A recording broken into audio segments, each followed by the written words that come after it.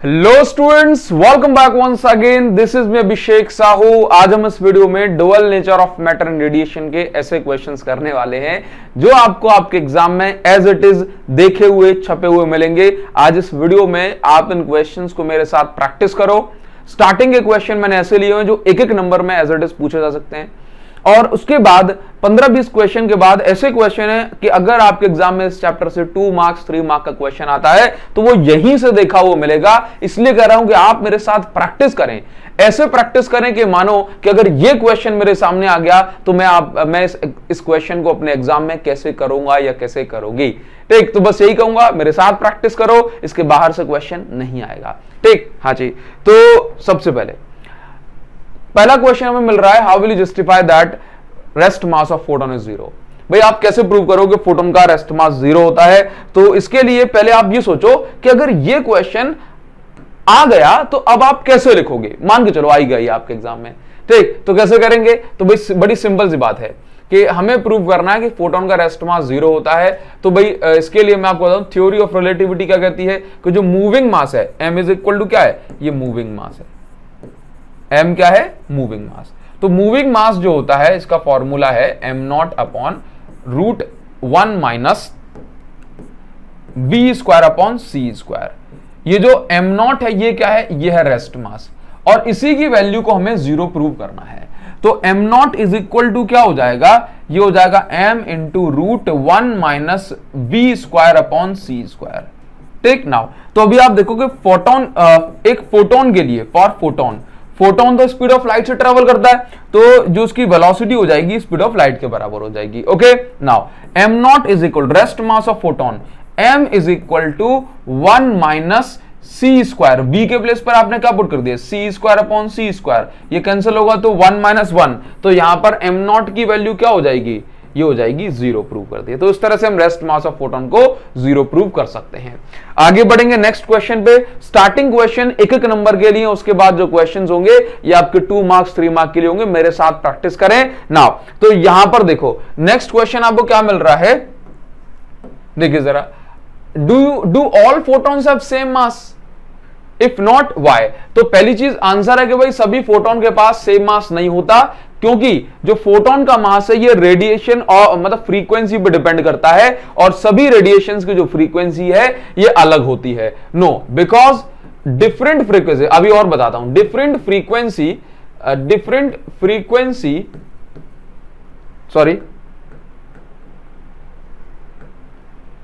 Radiation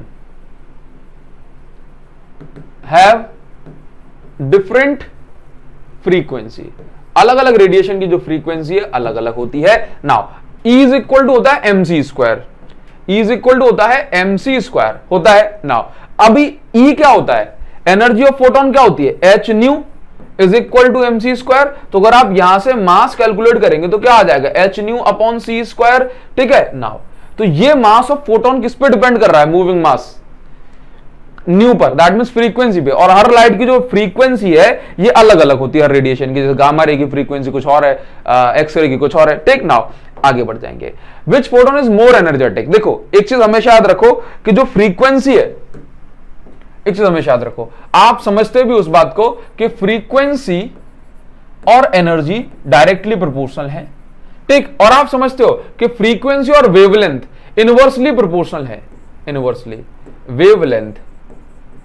now बस ये बात आपको याद रखनी है, अगर फ्रीक्वेंसी ज्यादा है तो एनर्जी ज्यादा होगी, अगर एनर्जी ज्यादा है तो वेवलेंथ कम होगी। क्लियर है इतनी बात? फ्रीक्वेंसी ज्यादा, वेवलेंथ कम। नाउ याद रखो, विच फोटोन इज मोर एनर्जेटिक? तो भाई देखो रेड और वॉयलेट, तो याद रखना कि जो रेड फोटोन है उसकी फ्रीक्वेंसी कम है क्योंकि रेड की वेवलेंथ ज्यादा होती है, और वॉयलेट की वेवलेंथ कम मतलब फ्रीक्वेंसी ज्यादा। तो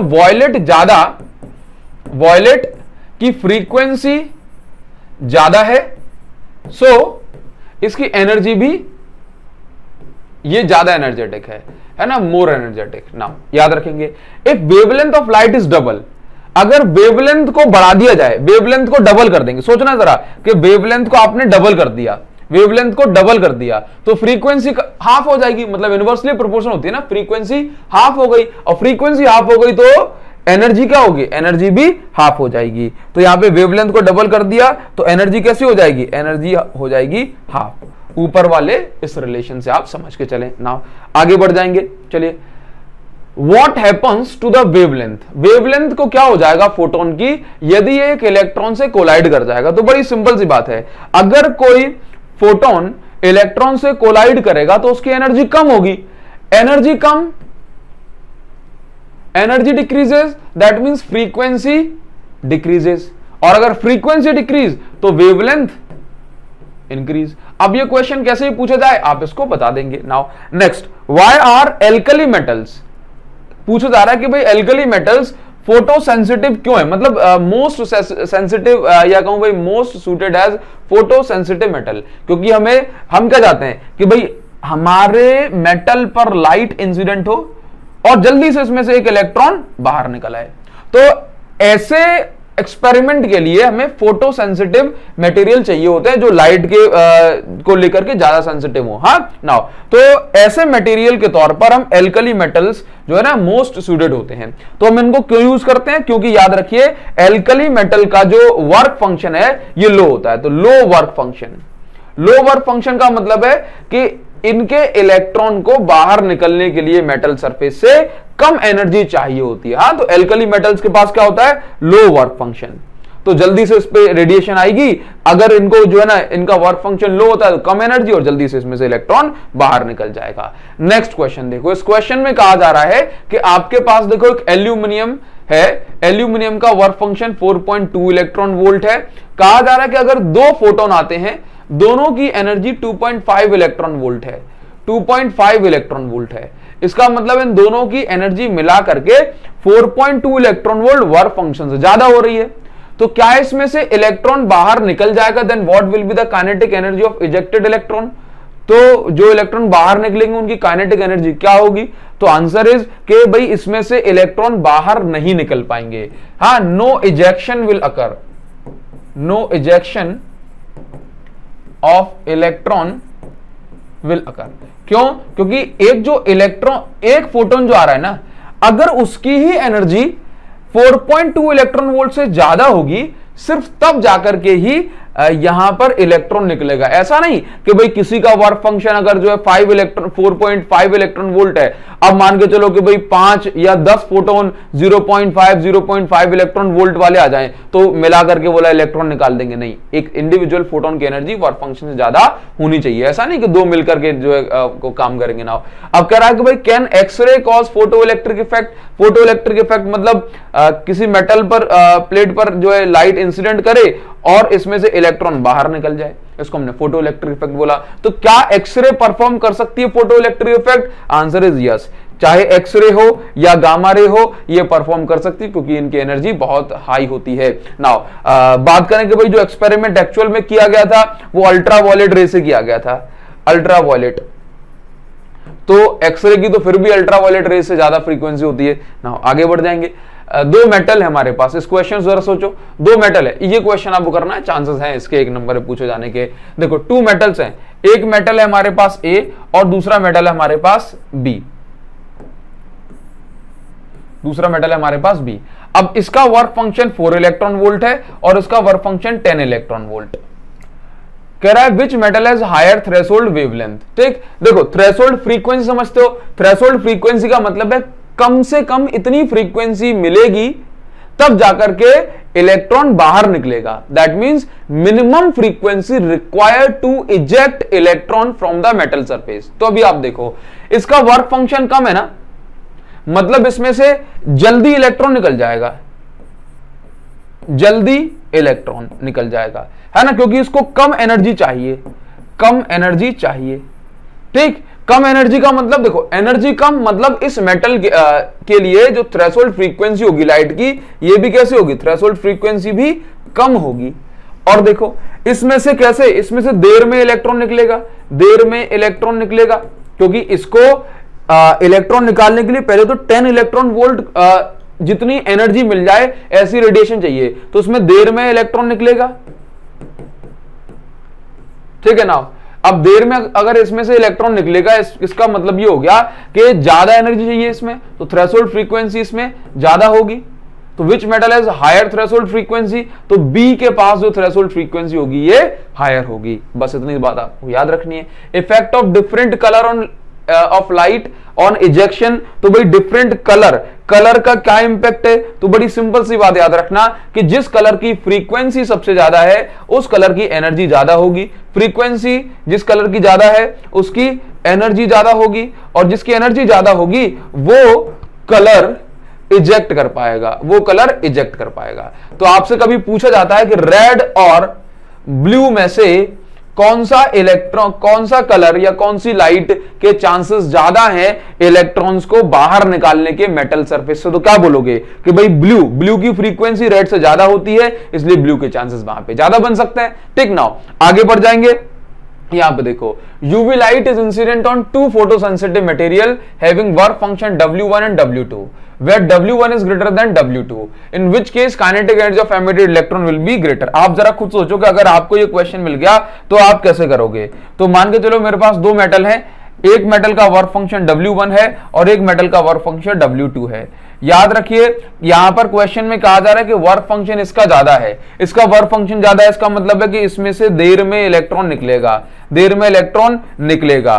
क्यों? क्योंकि इसका वर्क फंक्शन ज्यादा है, इसका मतलब इसको ज्यादा एनर्जी चाहिए, ज्यादा एनर्जी चाहिए, इसको ज्यादा एनर्जी चाहिए, और इसको कम एनर्जी चाहिए, इसको कम एनर्जी चाहिए क्योंकि इसका वर्क फंक्शन कैसा है, कम है।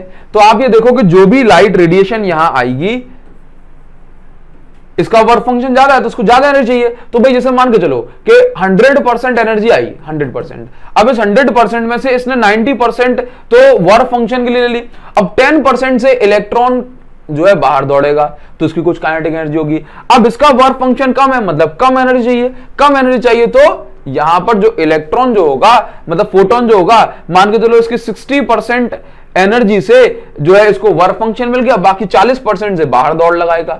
तो बताओ जरा किसकी काइनेटिक एनर्जी ज्यादा होगी, जिसका वर्क फंक्शन कम उसकी काइनेटिक एनर्जी ज्यादा। तो याद रखिए work function is inversely proportional to kinetic energy, important relation है।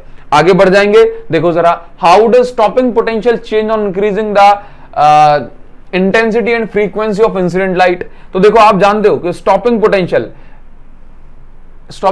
क्या होता है, that value of negative potential at anode that can even stop the electron of higher kinetic energy। मान के चलो कि अगर यहां से ये आपके पास कैथोड है, ठीक, और ये आपके पास मान के चलो ये हो गया एनोड, ठीक। अब आप क्या करते हैं कि भाई यहां से जो इलेक्ट्रॉन निकलता चला आ रहा है इसको नेगेटिव पोटेंशियल देकर के, एनोड पर नेगेटिव पोटेंशियल देके इस इलेक्ट्रॉन को रोका जाता है, ठीक, इस इलेक्ट्रॉन को यहां से रोका जाता है, ठीक।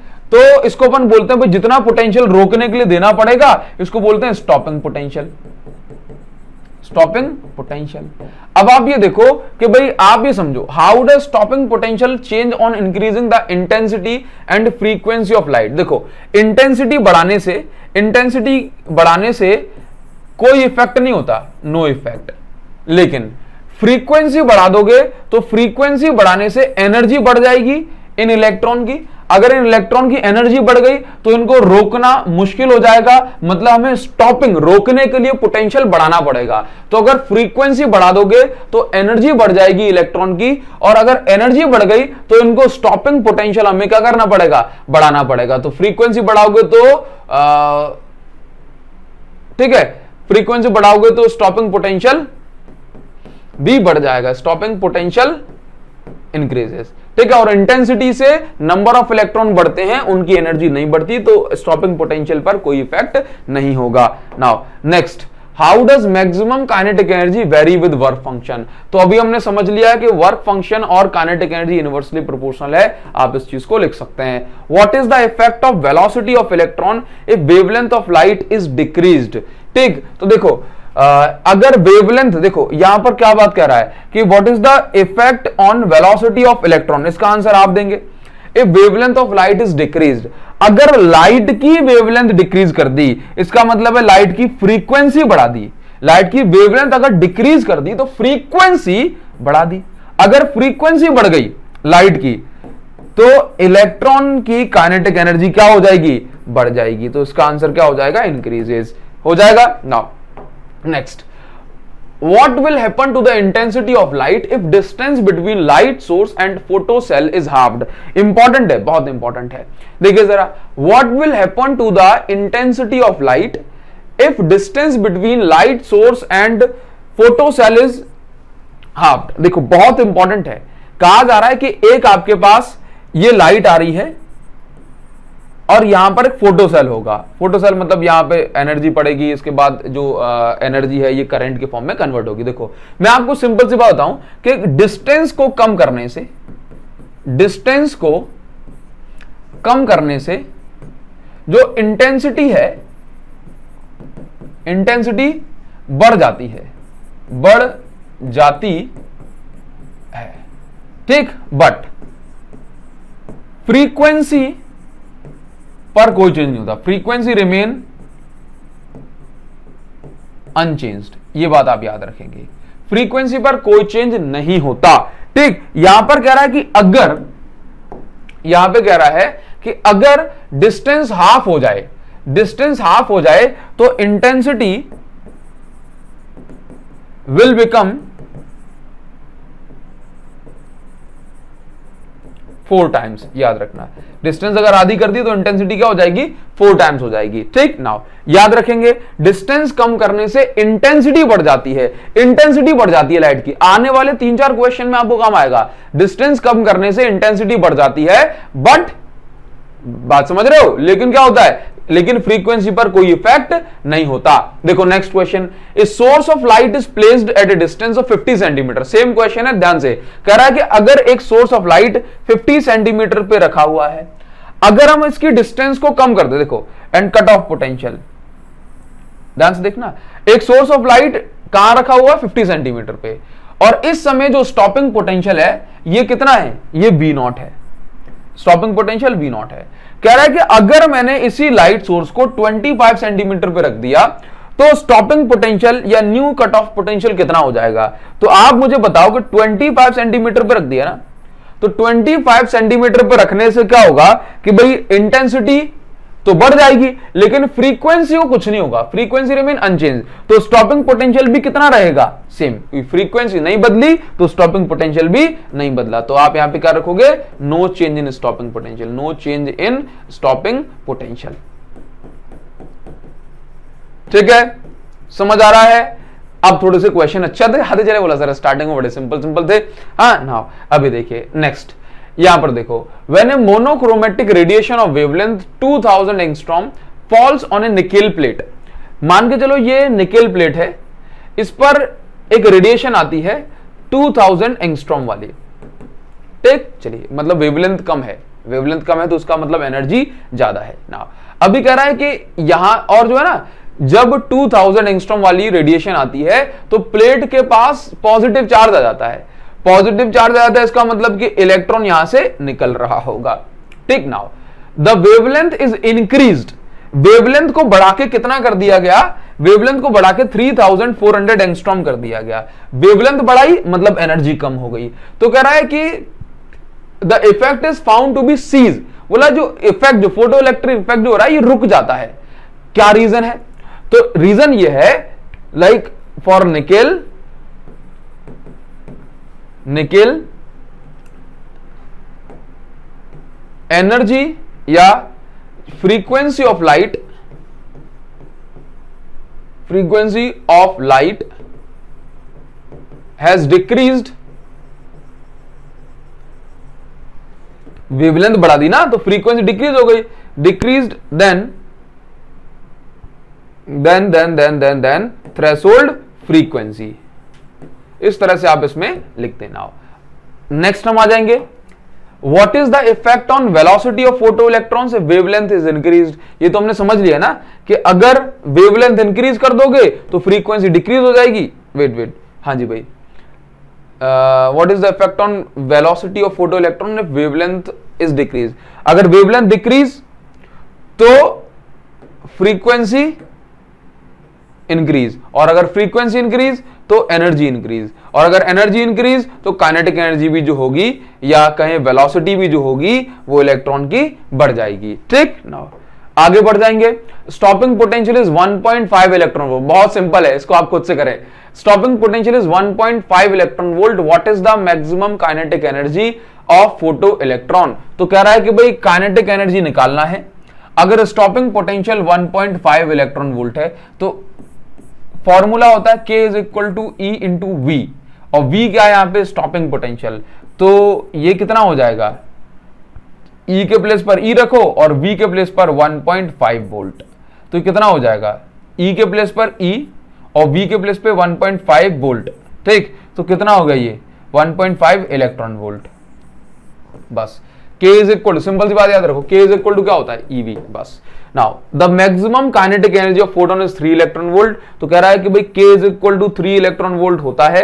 अब इसके बाद कह रहा है कि स्टॉपिंग पोटेंशियल आपको निकालना है। अगर काइनेटिक एनर्जी की वैल्यू कितनी दी हुई है, देखो जरा, 3 इलेक्ट्रॉन वोल्ट, तो सिंपल हो गया ना, K is equal to 3 electron volt, या मैं कहूं K इज इक्वल टू होता है E इंटू V, और यहां पे देखो कितना है 1.5 इलेक्ट्रॉन वोल्ट, और ये E इंटू V, ये यहां से क्या हो जाएगा? Electron volt. ये देखो ना काइनेटिक एनर्जी ये किस में दी हुई है? 3 इलेक्ट्रॉन वोल्ट, और ये यहां पे, तो ये जो बच जाएगा ये कितना हो जाएगा? 1.5 वोल्ट। ठीक है, क्लियर है? नाउ आगे बढ़ जाएंगे। What consideration led de Broglie to suggest? मान के चलो इस तरह का क्वेश्चन आ जाता है कि भाई what consideration led de Broglie to suggest that material particle can also show property like wave। कह रहा है कि डी ब्रॉगली ने ये कहां से सोच लिया कि जो मेटेरियल पार्टिकल्स हैं, जो मैटर है, उसके पास भी वेव नेचर हो सकता है।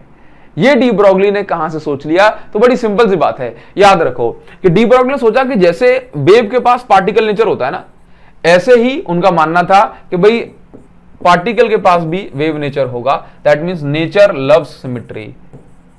नेचर लव्स सिमिट्री, नेचर को सिमिट्री बहुत पसंद है। इसका आंसर ये लिख के आ जाए आप, खत्म।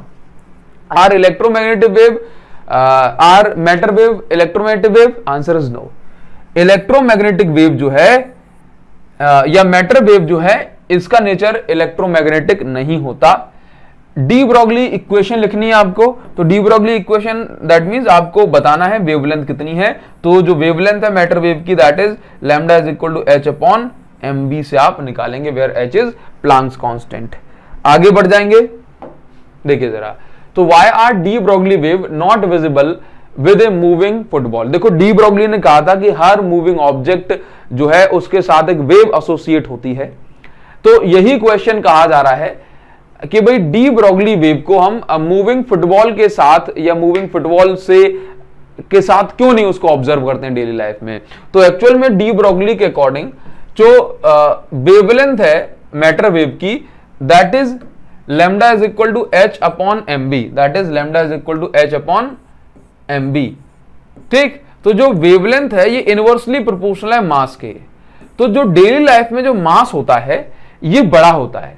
अगर मास बड़ा होगा तो वेवलेंथ जो हो जाएगी मैटर वेव की बहुत छोटी हो जाएगी, और अगर वेवलेंथ बहुत छोटी हो गई तो फिर ये वेवलेंथ हमें नोटिसेबल नहीं होगी वेव। तो हम लिखेंगे द मास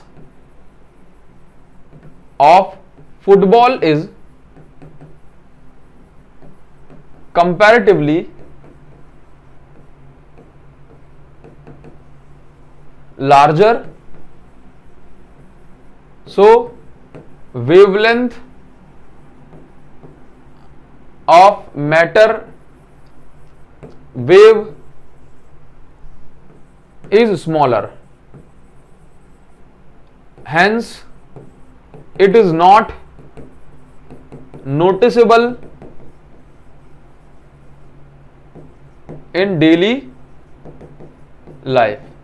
ठीक है, हो जाएगा इतना इतना आप लिखेंगे, काम बन जाएगा आपका। नाउ अभी देखो, the D Broglie wavelength of particle having kinetic energy is, kinetic energy k is lambda.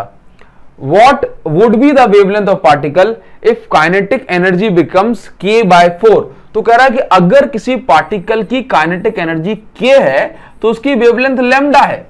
कह रहा है कि अगर काइनेटिक एनर्जी 4 गुना कम हो जाए तो वेवलेंथ क्या होगी। तो आपको याद रखना है कि भाई लैम्डा इज इक्वल टू, एक ही फॉर्मूला थोड़ी ना होता है कि भाई लैम्डा इज इक्वल टू हो गया कितना, कि लैम्डा इज इक्वल टू सिर्फ आपने पढ़ा है h अपॉन एम वी, तो लैम्डा के अलग अलग फॉर्मूले होते हैं, जैसे lambda is equal to h upon √2 m k। आप समझते हो कि आप k को और क्या लिख सकते हो, तो लैम्डा का एक और फॉर्मूला बन जाता है h अपॉन √2, अभी देखो हमने लिखा था m, k को क्या लिखा था ev, तो ये हो गया। ठीक, चलिए एक और चीज आपको बता दें कि काइनेटिक एनर्जी, जैसे मान के चलो कभी पार्टिकल्स की बात करते हैं तो टेम्परेचर के कारण जो काइनेटिक एनर्जी हो जाती है ना, टेम्परेचर के कारण, वो हम लिखते हैं k is equal to 3/2 kT, तो k वहां पर बोल्ट्जमैन कांस्टेंट हो जाता है, हालांकि यहां पे जरूरत पड़ेगी नहीं। ठीक है, चलो तो अपन सिर्फ इतनी दो चीजों की बात करते हैं। तो देखो जरा, अब यहां से आप निकाल सकते हो कि जब काइनेटिक एनर्जी कितनी थी k, तो वेवलेंथ थी लैम्डा। अगर काइनेटिक एनर्जी कितना कर दिया जाए k/4, कितना कर दिया जाए k/4, तो फिर क्या हो जाएगा, अब लगा लो दिमाग यहां पे, अगर काइनेटिक एनर्जी को आपने इतना कर दिया तो यहां पर जो है ये देखो lambda is equal to h upon, यहां पे देखो ये 1/2 बाहर आ जाएगा और यहां पे बचेगा √2 mk, और 2 चला जाएगा ऊपर, चला जाएगा 2 ऊपर, और अगर 2 ऊपर चला गया तो lambda is equal to 2 times of h upon √2 mk। अगर काइनेटिक एनर्जी को आप 1/4 कर देंगे, 1/4 कर देंगे, तो जो वेवलेंथ है वो डबल हो जाएगी। समझ गए, वेवलेंथ कैसे हो जाएगी, वेवलेंथ डबल हो जाएगी। ठीक, आप इसको अच्छे से नोट कर लें। ठीक है, स्क्रीनशॉट ले लो उसका अगर लेना चाहो तो, अदरवाइज मैं पीडीएफ भी अटैच कर दूंगा इस वीडियो के डिस्क्रिप्शन में। आगे बढ़ जाएंगे। ठीक, ध्यान से देखो, on what principle electron microscope is based. तो यहां पर सिंपल सा लिखें, आपको बहुत ज्यादा वो करने की जरूरत नहीं है इसमें कि इलेक्ट्रॉन माइक्रोस्कोप किस पर बेस्ड है। तो याद रखें इलेक्ट्रॉन माइक्रोस्कोप बेस्ड है इलेक्ट्रोमैग्नेटिक थ्योरी पर। किस पे, electromagnetic theory.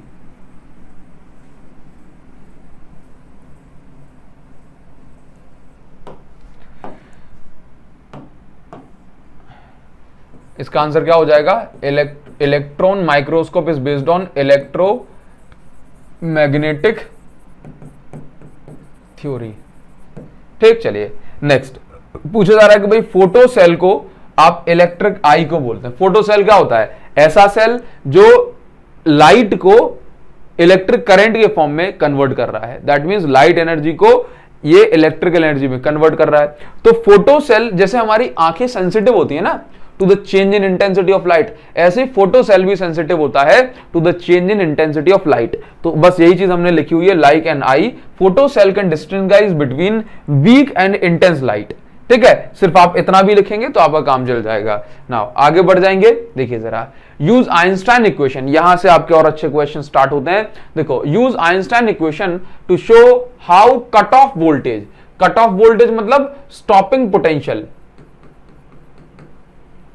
Stopping potential and threshold frequency can be determined using suitable graph. तो कह रहा है कि आप स्टॉपिंग पोटेंशियल और थ्रेशोल्ड फ्रीक्वेंसी कैसे निकालेंगे यूजिंग दिस ग्राफ। तो याद रखो, इसमें ये 4, 5, 6 ग्राफ इकट्ठे लाइन से हम पढ़ने वाले हैं। ग्राफ पर बेस्ड क्वेश्चन आते हैं कि भाई आपको ग्राफ ड्रॉ करना है स्टॉपिंग पोटेंशियल और थ्रेशोल्ड फ्रीक्वेंसी के बीच में। तो देखो मैं आपको बता दूं कि आपको करना है कि यहां पर सबसे पहले आइंस्टाइन इक्वेशन क्या कहती है कि भाई जो काइनेटिक एनर्जी है ये कितनी है, energy of photon minus work function. ठीक, नाउ अब काइनेटिक एनर्जी को आपने लिखा काइनेटिक एनर्जी। ठीक, अच्छा आपको ये बताओ कि रिलेशन किस किस के बीच में चाहिए। आपको रिलेशन चाहिए या ग्राफ बनाना है स्टॉपिंग पोटेंशियल और थ्रेशोल्ड फ्रीक्वेंसी। तो आप इस काइनेटिक एनर्जी को किसमें कन्वर्ट कर दें, in the form of stopping potential. तो स्टॉपिंग पोटेंशियल को आपने क्या लिख दिया, से बी, काइनेटिक एनर्जी के लिए ग्राफ चाहिए होता तो हम इसको नहीं कन्वर्ट करते, तो लेकिन हमें स्टॉपिंग पोटेंशियल के ग्राफ चाहिए तो हमने इसको लिख दिया EV. H nu minus phi, take phi क्या है, वर्क फंक्शन। स्टॉपिंग पोटेंशियल के लिए ग्राफ चाहिए तो मैंने स्टॉपिंग पोटेंशियल को एक साइड छोड़ा और ई आ गया इस साइड, तो ये हो जाएगा एच अपॉन ई और न्यू माइनस फाई। ठीक, चलिए अभी आप भी देखो कि यहां पर क्या है कि भाई V स्टॉपिंग पोटेंशियल, ये क्या है, फ्रीक्वेंसी। क्या है ये, फ्रीक्वेंसी। चलिए ना, तो अगर आप इसको कंपेयर करें तो इसकी कंपैरिजन हम कर सकते हैं। जो हमारी इक्वेशन, जो स्ट्रेट लाइन इक्वेशन है, ये देखो ये क्या है, हम इसको मान लें y एक्सिस पर, तो y इज इक्वल टू, इसको मान लें m, दैट मीन स्लोप, ये हो जाएगा m, ये x एक्सिस पे आ जाएगी फ्रीक्वेंसी और ये हो जाएगा प्लस c। ठीक, अच्छा ये e इसके भी नीचे आएगा, सॉरी ये e, क्योंकि e दोनों के नीचे आ जाएगा ना, तो यहां पे c की वैल्यू क्या हो जाएगी, ये प्लस c की वैल्यू कितनी हो जाएगी, माइनस फाई अपॉन ई। तो अगर हम यहां पर ग्राफ ड्रॉ करेंगे तो कुछ ऐसा बनेगा, ये देखो इस एक्सिस पे किसको दिखा दिया आपने, स्टॉपिंग पोटेंशियल। ठीक, अब देखो जब तक थ्रेशोल्ड फ्रीक्वेंसी तक फ्रीक्वेंसी नहीं पहुंच जाती, इलेक्ट्रॉन बाहर नहीं निकलता, तो इस तरह से ये जाएगा। ठीक, स्ट्रेट लाइन, ये स्ट्रेट लाइन है। अब इसके बाद आप देखो तो y is equal to M X तो हमने दिखा दिया, x एक्सिस पे क्या है, फ्रीक्वेंसी, तो ये हमने दिखा दी फ्रीक्वेंसी। ये क्या है, ये है थ्रेशोल्ड फ्रीक्वेंसी, न्यू नॉट आप इसको बोल सकते हैं, थ्रेशोल्ड फ्रीक्वेंसी। अब ये जो c है ये y एक्सिस पे इंटरसेप्ट दिखाएगा, तो ये c, तो ये जो है ये इसने क्या बताया है, माइनस फाई नॉट अपॉन या माइनस फाई अपॉन ई। बस ये बात आप इसमें याद रखेंगे। तो ये थ्रेशोल्ड फ्रीक्वेंसी हो गई, स्टॉपिंग पोटेंशियल हो गया, ये स्टॉपिंग पोटेंशियल हो गया और ये सिंपल फ्रीक्वेंसी हो गई। ठीक, और इस एक्सिस पे आपको माइनस फाई नॉट अपॉन ई दिखाना है, बिकॉज ये इंटरसेप्ट को रिप्रेजेंट कर रहा है। ये मोस्ट इंपॉर्टेंट ग्राफ है। अच्छा, अगर इसमें ना ग्राफ पूछा जाता काइनेटिक एनर्जी के लिए तो मैं इसको E इंटू वी नहीं लिखता, सिर्फ काइनेटिक एनर्जी के लिए बनाता। आगे मिल जाएगा आपको ग्राफ। नाउ अब देखो, if a source of light of frequency greater than threshold frequency, ठीक, मतलब एक ऐसा सोर्स है जिसकी फ्रीक्वेंसी थ्रेशोल्ड फ्रीक्वेंसी ज्यादा है, is placed at a distance 1 metre from the cathode of photocell, the stopping potential is found to be V if distance of light from the cathode is decrease. कराएगा कि distance कम कर दें तो फिर क्या होगा, तो हम जानते हैं कि डिस्टेंस कम करने से इंटेंसिटी बढ़ जाती है और इंटेंसिटी बढ़ने से फोटो इलेक्ट्रिक करंट बढ़ जाएगा, इंक्रीजेस, क्योंकि इंटेंसिटी और करंट डायरेक्टली प्रोपोर्शनल है। ठीक ना, लेकिन इंटेंसिटी बढ़ जाएगी तो स्टॉपिंग पोटेंशियल कुछ नहीं होता, क्योंकि स्टॉपिंग पोटेंशियल डिपेंड करता है फ्रीक्वेंसी पर, तो ये क्या हो जाएगा, रिमेन अनचेंज्ड। इसी तरह के क्वेश्चंस आएंगे एग्जाम में। ठीक है, चलिए आगे बढ़ जाएंगे। Sketch the graph showing variation of stopping potential, important है फिर से। देखो आपको ग्राफ बनाना है, ऐसा ग्राफ जो वेरिएशन बताए किस किस में, स्टॉपिंग पोटेंशियल में, मतलब k को EV लिखने का चांस मिल गया, और फ्रीक्वेंसी में, of incident radiation for 2 photo sensitive material. 2 material के लिए ग्राफ आपको इस बार बनाना है। हाँ, और क्या दिया जा रहा है, having threshold frequency new A greater than new B। That means पहले मटेरियल के लिए थ्रेशोल्ड फ्रीक्वेंसी ज्यादा है और दूसरे के लिए जो मतलब फ्रीक्वेंसी है वो कम है। तो आपको ये ग्राफ में ये सारी बातें बतानी है। तो देखो सबसे पहले मैं आपको बता दूं स्लोप वगैरह किस तरह दिखाना है। तो फिर से K इज इक्वल टू क्या होता है, H nu minus work function. तो K को आप लिखते हैं EV is equal to H nu minus work function. फिर से V को आपने V लिखा H by E into nu minus phi by E. फिर से आप अपने उसमें बता सकते हैं कि भाई ये हो जाएगा y is equal to M X plus C. ठीक है, क्योंकि एग्जाम में पूछ रहा था कि भाई स्लोप बताओ, ये बताओ, वो बताओ, सारी चीजें आपसे देखो अभी पूछेंगे। नाउ तो सबसे पहले आपको इसमें ग्राफ बनाना है, तो कैसे बनाएंगे, बन जाएगा। चलिए देखो कैसे बनेगा। ये हमारे पास इस एक्सिस पे पोटेंशियल आ गया। ठीक, इस एक्सिस पे देख लो, मैं पूरा दिखाई पड़ रहा हूं, मेरी आवाज तो सुनाई पड़ रही है ना आपको। ठीक है, इस एक्सिस पे क्या आ गया, फ्रीक्वेंसी आ गई, जिसे मान के चलो। अब देखना यहां पे एक्चुअल में क्या है कि ए के लिए थ्रेशोल्ड फ्रीक्वेंसी ज्यादा है। ए के लिए थ्रेशोल्ड फ्रीक्वेंसी कैसी है, ज्यादा है। तो चलो मैंने यहां पे क्या बताया कि भाई ये फ्रीक्वेंसी कम है, तो ये कौन सा मेटल हो गया, बी। ठीक, क्योंकि बी की फ्रीक्वेंसी कम है। और ये कौन सा मेटल हो गया, ये हो गया ए, क्योंकि ए की फ्रीक्वेंसी ज्यादा है, तो ए की फ्रीक्वेंसी ज्यादा मतलब ये यहां पे है। अब देखो जरा, यहां पे मुझे रिप्रेजेंट करना है पीछे की साइड,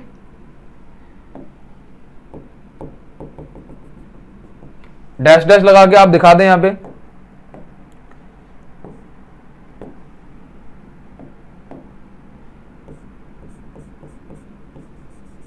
ठीक है ना, यहां पे इसको दिखा दो ना, समझ आया?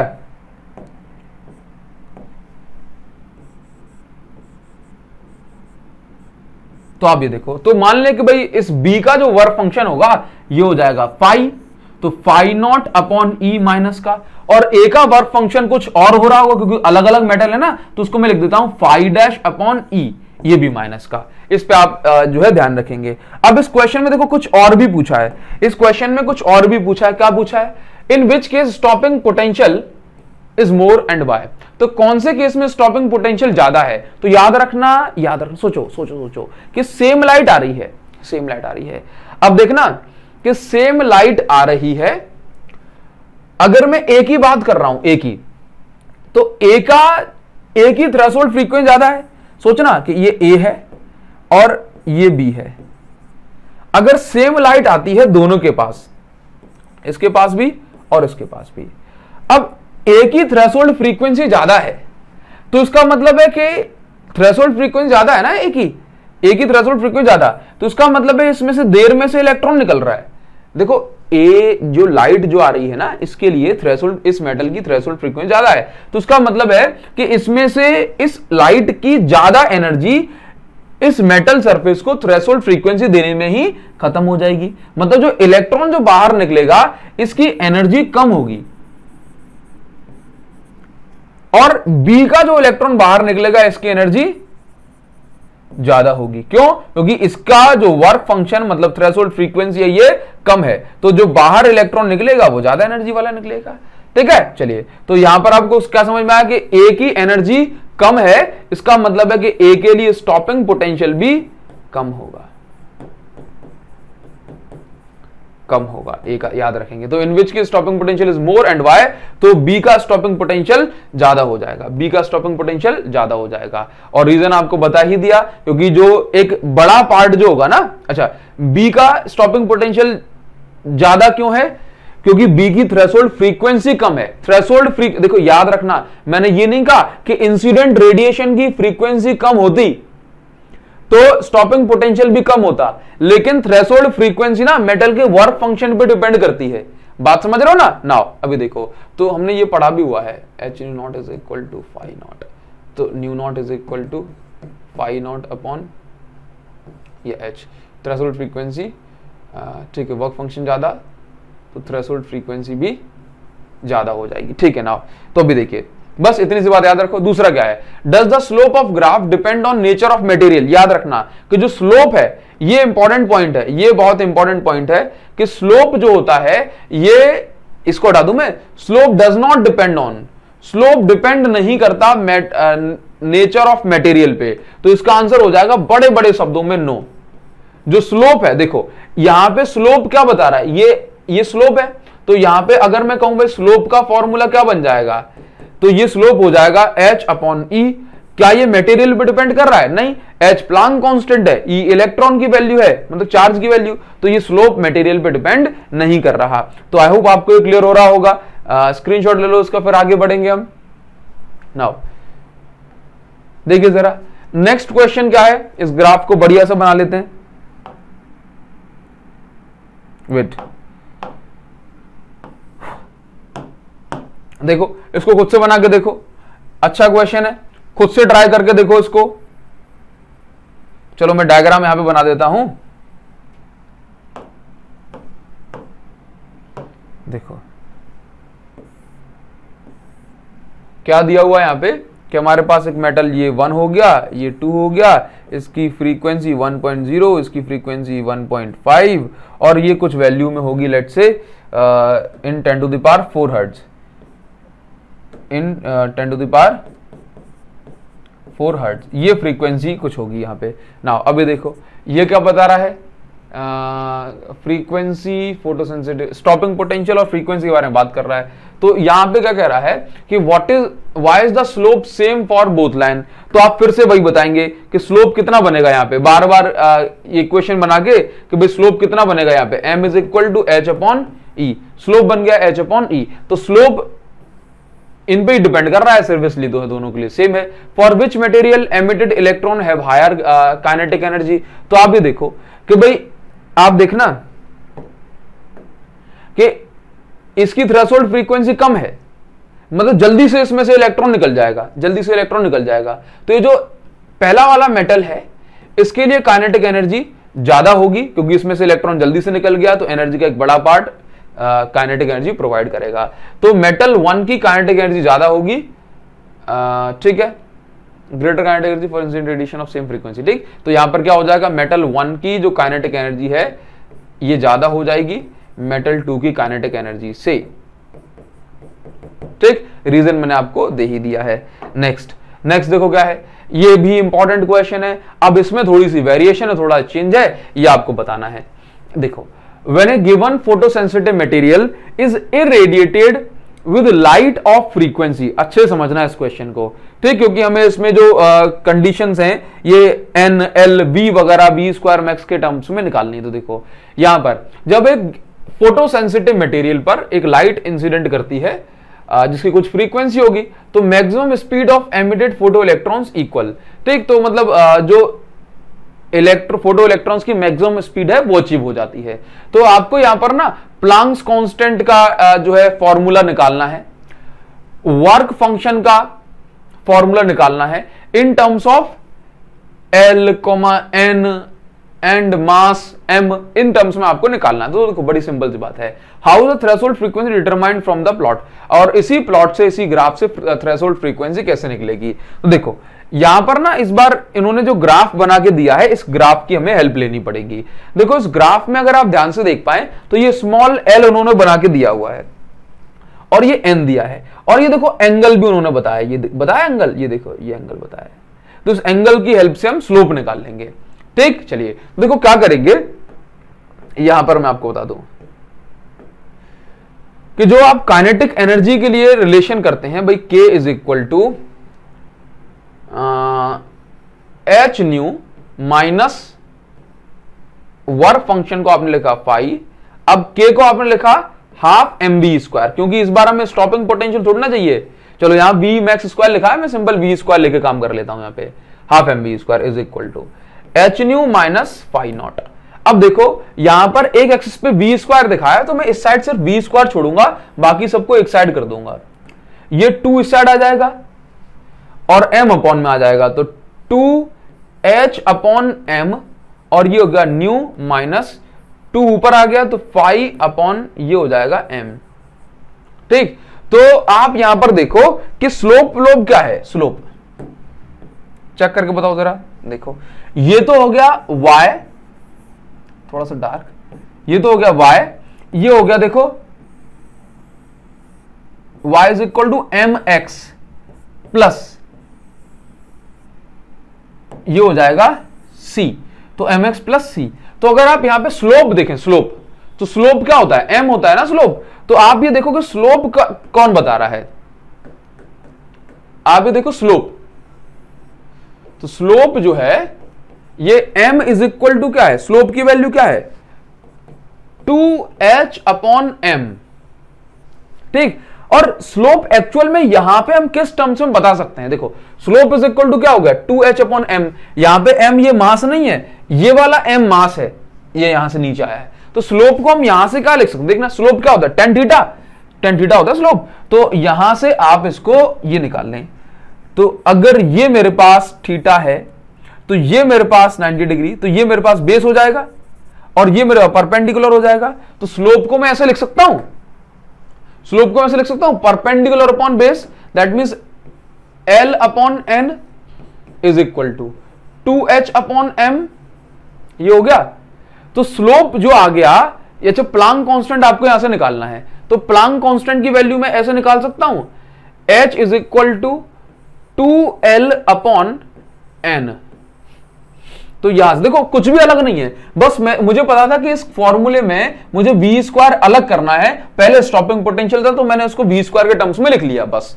ठीक, अब उसके बाद ना मुझे प्लांक कांस्टेंट निकालना था बट इन टर्म्स में, तो मैंने प्लांक कांस्टेंट को यहां से बस L/n लिख दिया और यहां से प्लांक कांस्टेंट निकल गया। अब देखो इसके बाद ना मुझे वर्क फंक्शन भी निकालना है। अब वर्क फंक्शन इसी ग्राफ से कैसे निकाल सकता हूं मैं, तो जरा यहां पे सोचना कि वर्क फंक्शन कैसे निकालूंगा, जैसे दिया है ना वर्क फंक्शन भी मुझे कैलकुलेट करना है, तो वर्क फंक्शन कैसे निकालूंगा, तो इसके लिए मुझे क्या करना पड़ेगा, ग्राफ की हेल्प से कि भाई ये देखो कि ये जो इंटरसेप्ट है, देखो वर्क फंक्शन किस में आ रहा है, इसमें आ रहा है। तो आप ये देखो जो इंटरसेप्ट है ये किसके बराबर है, ये जो इंटरसेप्ट है नेगेटिव इंटरसेप्ट, ये कितना है 2φ/m, कितना है ये, कितना है 2φ/m, तो 2 वेट ये जो वैल्यू है ये किसके बराबर है 2φ/m के, नेगेटिव में है लेकिन हमें मैग्नीट्यूड चाहिए, तो आप ये देखो ये जो 2φ/m है, फाई तो वर्क फंक्शन है, ये किसके बराबर है, ये बराबर है L के, तो ये यहां पे आप लिख दिया L, तो फाई इज इक्वल टू क्या हो जाएगा, यहां से देखो तो ml/2, ml/2, तो आप ये कैलकुलेट कर सकते हो। अब इसके बाद आपको ना थ्रेशोल्ड फ्रीक्वेंसी भी निकालनी है, तो आप समझते हो अभी कि फाई इज इक्वल टू क्या होता है, शायद आप यहां पे देख पाए फाई इज इक्वल टू क्या होता है, तो वर्क फंक्शन निकाल दी, फाई इज इक्वल टू होता है h/0, तो ये कितना है ml/2, तो यहां से थ्रेशोल्ड फ्रीक्वेंसी कितनी निकल के आ जाएगी ml/2h, बस ये बात आपको याद रखनी है। तो कभी ग्राफ से आपको स्लोप ग्लोप निकालने को कहा जाए या ग्राफ से आपको वर्क फंक्शन वगैरह निकालने को कहा जाए, तो ये देखो कि भाई वर्क फंक्शन मैं यहां पे लिखता हूं और ये डिस्टेंस किसके बराबर है, बोले L के, तो मैंने लिख दिया कि भाई ये वैल्यू जो इंटरसेप्ट है मैं यहां पे लिखता हूं और ये वैल्यू L के बराबर है, तो इस तरह से लिख दिया। बात समझ में आई ना। इसी तरह से मान के चलो कि कहीं पर अगर वर्क फंक्शन यहां पे सिर्फ W लिखा होता, यहां पे सिर्फ W, तो मैं देख लेता कि भाई जो नेगेटिव इंटरसेप्ट है ये W के बराबर है, मतलब इस तरह की चीजें। तो हम नेक्स्ट क्वेश्चन पे आ जाते हैं। देखो व्हेन ए ग्राफ, या आपको एक ग्राफ ड्रॉ करना है, draw a graph between frequency of incident radiation new, आपको एक ग्राफ ड्रॉ करना है, आपको एक ग्राफ ड्रॉ करना है किस किस के बीच में, फ्रीक्वेंसी और मैक्सिमम काइनेटिक एनर्जी के बीच में, ठीक, और यहां से वर्क फंक्शन का फॉर्मूला और प्लांक कांस्टेंट का फॉर्मूला आपको निकालना है। तो देखो फ्रीक्वेंसी और काइनेटिक एनर्जी देखना बहुत इंपॉर्टेंट है कि मैं आपसे कह रहा हूं कि फ्रीक्वेंसी और काइनेटिक एनर्जी,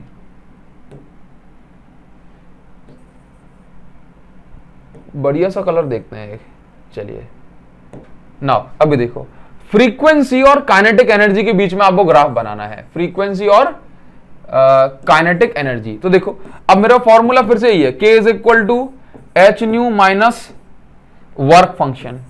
तो अब मैं ना k को कन्वर्ट नहीं करूंगा, ठीक, तो यहां पे y क्या हो जाएगा k, m क्या हो जाएगा h, और ये हो जाएगा मेरे पास न्यू हो जाएगा x, ठीक, अभी देखना जरा, और ये हो जाएगा मेरे पास प्लस c। तो यहां पे स्लोप जो हो जाएगा ना, स्लोप ध्यान से देखना, स्लोप की वैल्यू कैसे निकालोगे भाई, h ही स्लोप हो जाएगा हमारे पास। तो देखो यहां पे अगर मुझे बताना है, ये देखो तो काइनेटिक एनर्जी ये हो गया, इसके बाद काइनेटिक एनर्जी ये हो गई, और यहां पर जो है फ्रीक्वेंसी इस लाइन पे दिखा दूंगा, और ये ऐसा हो जाएगा, ठीक, समझ गए।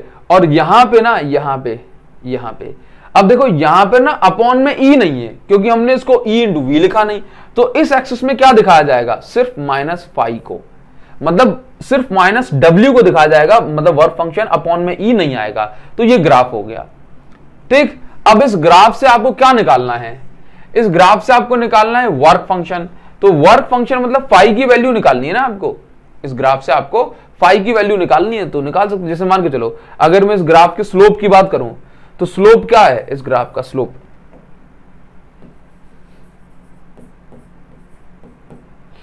इस ग्राफ का स्लोप क्या है h, ठीक। और अगर आपको जैसे यहीं से अगर वैल्यू वगैरह फाइंड आउट, अच्छा स्लोप प्लांक कांस्टेंट, तो इस ग्राफ का जो स्लोप है ना वो h है।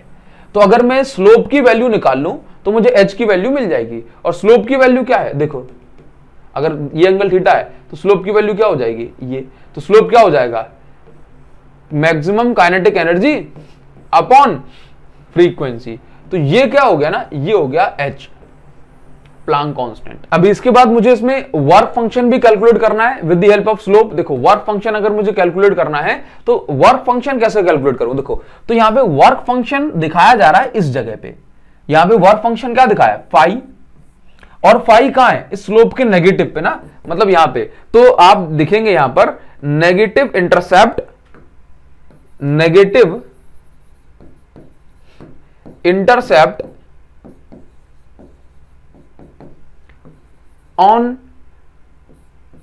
के एक्सिस, या आप यहां पे लिखें on Y axis gives work function. इस तरह से आप इसका स्लोप बता सकते हैं। ठीक है, ये बात समझ में आई। अगर मान के चलो ना थ्रेशोल्ड फ्रीक्वेंसी पूछ लेता तो मैं थ्रेशोल्ड फ्रीक्वेंसी कैसे निकालता, भाई देखो इसी को मैं एच न्यू नॉट कर देता। समझ में आ गई ना बात ना, तो ये क्लियर हो गया। अभी थोड़ा सा आगे बढ़ जाएंगे नेक्स्ट क्वेश्चन पे। देखिए जरा, draw a plot showing variation of photo electric current with collector plate potential for different intensity but same frequency. अब ग्राफ कैसा बनाओगे, तो इस एक्सिस पे आपने दिखा दिया कलेक्टर प्लेट पोटेंशियल, मतलब आप इसको एनोड पोटेंशियल भी कहते हो, ठीक, याद रखो। इसके बाद इस एक्सिस पर आप दिखाओगे स्टॉपिंग पोटेंशियल या थ्रेशोल्ड स्टॉपिंग पोटेंशियल या फ्रीक्वेंसी वगैरह। तो आपको ग्राफ बताना है photo electric current, photo electric current, तो इस एक्सिस पे आपने दिखा दिया फोटो इलेक्ट्रिक करंट। ठीक ना, फोटो इलेक्ट्रिक करंट और collector plate potential for different intensity. अब देखो इंटेंसिटी अलग अलग है, और इस एक्सिस पे आप दिखा दें कि भाई स्टॉपिंग पोटेंशियल। ठीक ना, अब अगर फ्रीक्वेंसी सेम है, फ्रीक्वेंसी सेम है अगर इंसिडेंट रेडिएशन की, तो स्टॉपिंग पोटेंशियल भी सेम होगा, लेकिन इंटेंसिटी अलग अलग है तो फोटो इलेक्ट्रिक करंट भी अलग अलग होगा, क्योंकि हम समझते हैं कि फ्रीक्वेंसी सेम तो स्टॉपिंग पोटेंशियल सेम, लेकिन अगर इंटेंसिटी अलग तो फोटो इलेक्ट्रिक करंट अलग। तो यहां पर आप जो ग्राफ बनाएंगे वो कुछ इस तरह का बनाएंगे। ये देखो, इसका स्टॉपिंग पोटेंशियल इतना, फिर दूसरे के लिए स्टॉपिंग पोटेंशियल, एक मिनट, ये देखो इंटेंसिटी अलग है तो करंट इसका अलग है, इसका अलग है, लेकिन स्टॉपिंग पोटेंशियल दोनों का सेम है, V नॉट मैं इसको बोल सकता हूं। ठीक ना, इसी तरह से यहां पर आप देखें, ये देखो इन तीनों की इंटेंसिटी I1, I2, I3, या जिसका करंट ज्यादा उसकी इंटेंसिटी ज्यादा, यह आपने मेंशन कर दिया। बात क्लियर हो गई ना, आगे बढ़ जाएंगे। नेक्स्ट क्वेश्चन में क्या है यहां पर कि draw plot showing variation photo electric current, ठीक, सेम इंटेंसिटी और डिफरेंट फ्रीक्वेंसी आपको बतानी है, तो सेम यहां पे लिख लेना, एनोड पोटेंशियल हो जाएगा, फोटो इलेक्ट्रिक करंट हो जाएगा, और इस एक्सिस पे स्टॉपिंग पोटेंशियल दिखा दो, स्टॉपिंग पोटेंशियल। ठीक ना, तो भी देखना ध्यान से, अगर आप यहां पे क्या बता रहे हो, सेम इंटेंसिटी, तो करंट जो है ना तीनों के लिए सेम हो जाएगा, लेकिन फ्रीक्वेंसी अलग अलग अलग। तो आप देखो जिसका स्टॉपिंग पोटेंशियल ज्यादा उसकी फ्रीक्वेंसी ज्यादा, न्यू3, न्यू2 और ये न्यू1। तो यहां पे याद रखना कि न्यू3 तीसरी वाली की फ्रीक्वेंसी ज्यादा होगी तभी उसका स्टॉपिंग पोटेंशियल ज्यादा है। ठीक है, हाँ, इस तरह से आप इसको बना सकते हैं। तो ऐसा मटेरियल जिसके लिए फ्रीक्वेंसी ज्यादा है उसके लिए स्टॉपिंग पोटेंशियल ज्यादा, और ऐसा कहा जाए कि भाई जिसकी फोटो इलेक्ट्रिक करंट सेम है, इसका मतलब तीनों के लिए इंटेंसिटी सेम होगी। क्लियर नाउ, इस क्वेश्चन में आपको दिया जा रहा है, पहले तो इंपॉर्टेंट क्वेश्चन है ये बहुत, if frequency of incident radiation is doubled, मतलब अगर आप फ्रीक्वेंसी को डबल कर दें तो कह रहा है कि काइनेटिक एनर्जी क्या हो जाएगा, तो आंसर याद रखना कि भाई ये मोर देन डबल, डबल से भी ज्यादा हो जाएगी। अब ये चीज आपको प्रूव करके दिखाते हैं, बिकॉज अगर हमसे कह दिया कि show that kinetic energy of electrons becomes more than double if we make the frequency 2 times. ठीक ना, तो अभी देखो इसको कैसे करेंगे। मान के चलो कि मेरे पास ना इक्वेशन कुछ इस तरह से है कि जो काइनेटिक एनर्जी है इसको मैं लिखता हूं h न्यू माइनस फाइव। ठीक, अगर मैं यहां से ऐसा कर दूं कि इसी इक्वेशन को मैं इस तरह से भी लिख सकता हूं कि H nu is equal to K plus phi. अब मान के चलो कि भाई यहां पर ये ऐसा हो गया कि अगर फ्रीक्वेंसी फाई है तो काइनेटिक एनर्जी हो गई K1। अगर मैंने फ्रीक्वेंसी को डबल कर दिया, 2 टाइम्स कर दूंगा तो ऐसे लिख सकते हैं, तो काइनेटिक एनर्जी कितनी हो जाएगी, मैंने कहा मुझे नहीं पता, तो मैंने कितनी हो गई, बोला K2। चलिए सेम मटेरियल है तो वर्क फंक्शन सेम रहेगा।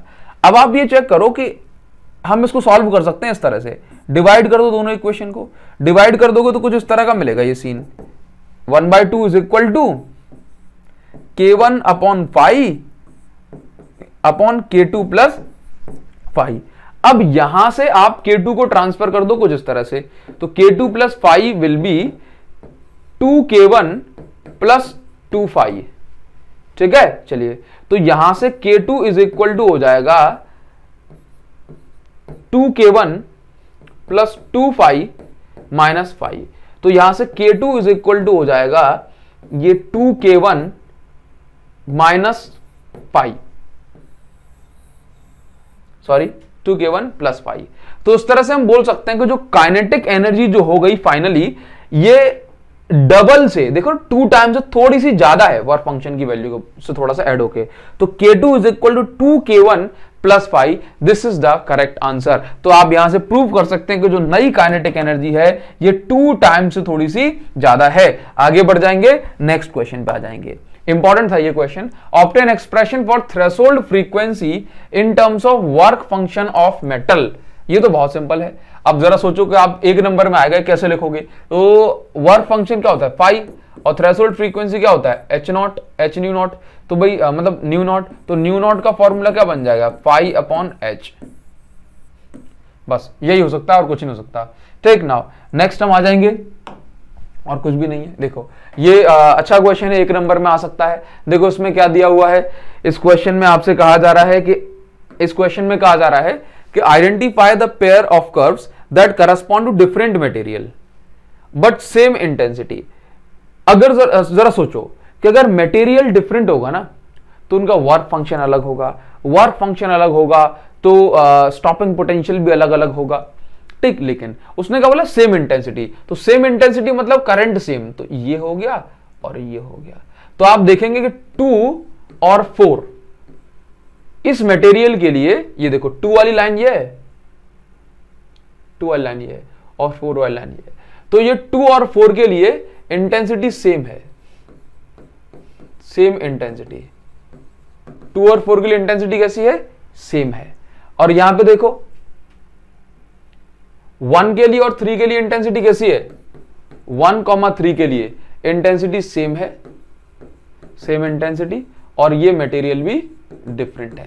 ठीक, इस तरह से आप पकड़ सकते हो कि बस पकड़ लो भाई इंटेंसिटी किसकी सेम है, जिसका करंट सेम हो गया।